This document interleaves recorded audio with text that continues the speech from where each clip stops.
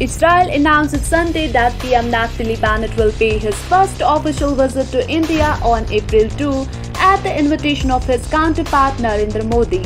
The three-day visit will mark the establishment of 30 years of diplomatic relations between the two countries.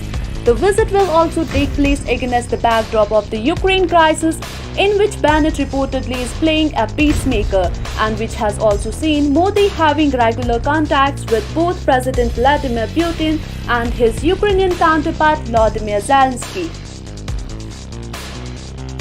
Israeli PM's India visit postponed as he tests COVID-19 positive. Israel is developing the Barak-8 missile for the Indian Navy and Indian Air Force, which is capable of protecting sea vessels and ground facilities from aircraft and cruise missiles. The missile has a range of over 70 kilometers. The missile will replace the current obsolete Russian system used by India. A top American senator, considered as one of the staunch supporters of India, has expressed his disappointment over India and Israel staying on the sidelines of current Ukrainian crisis and are not weighing in.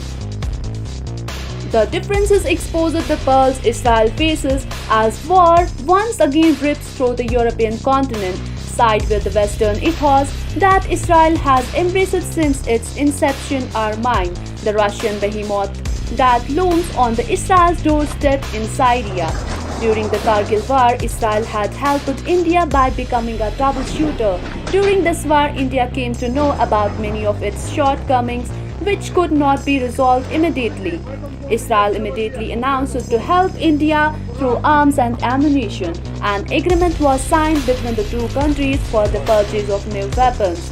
Under this agreement, Israel handed over its Heron drone equipped with the most advanced technology at that time to India.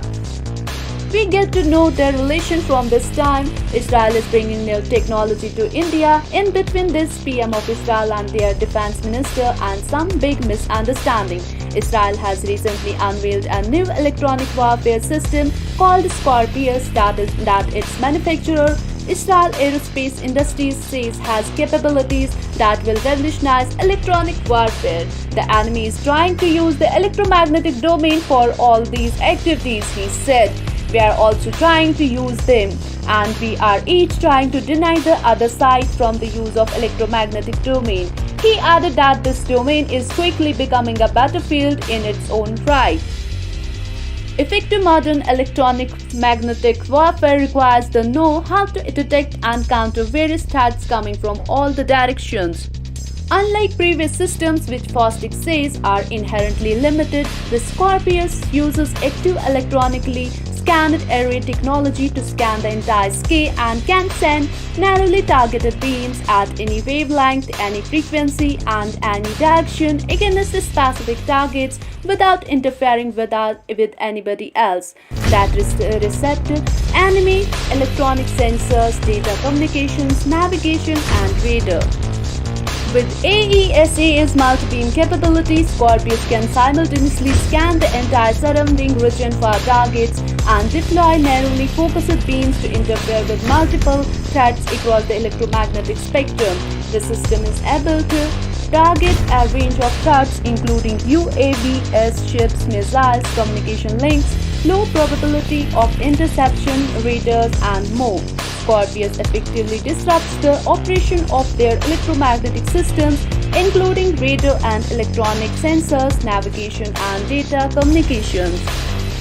Scorpius' technological breakthrough is characterized by unprecedented receiver sensitivity and transmission power, far exceeding those of legacy EW systems. This allows Scorpius to detect multiple threats of different kinds simultaneously from dramatically increased distances and to address each threat with a customized response. Defense Minister Rajnath Singh had a telephonic conversation with his Israeli counterpart Benjamin Gantz on Tuesday, during which both sides looked forward to further strengthening the bilateral ties.